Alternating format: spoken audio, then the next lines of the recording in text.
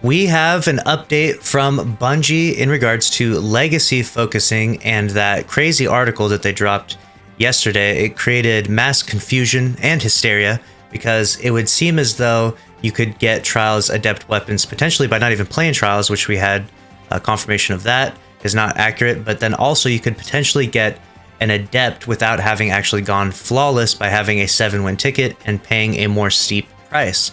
We have Bungie, i.e. the Destiny 2 team, their new account, tweeting out saying this. We wanted to take a moment to clarify some confusion we're seeing regarding legacy focusing, specifically with Trials Adept drops. Any weapon or armor piece not in legacy focusing, i.e. the old weapons, the weapons that are out of rotation, for example, Reed's Regret in that entire list that came up like Shire's Wrath, will still require the player to have unlocked that item through gameplay before it can be focused.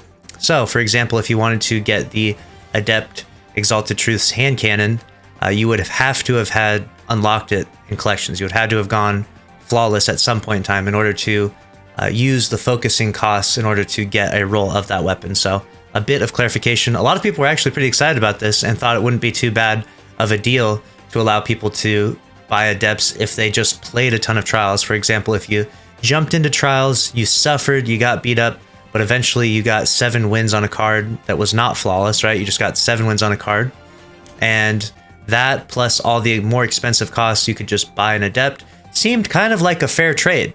Let me know if you agree or disagree with that down in the comments, but happy that Bungie clarified that at least. And maybe after seeing the community's reaction, maybe over time they'll make that a thing, because I don't see anything wrong with that. That kind of takes away the exclusivity of the Adept loot, because right now, as it stands, a lot of people just straight up can't make it to Lighthouse, even with the non-flawless pool and a variety of other things in the game. It feels a little too far out of reach. So I feel like investing more time and more materials to still get some of that really good Adept loot seems like a fair trade-off, but sound off down in the comments below. Let me know if you agree or disagree, and we'll see if Bungie ever does make that a thing.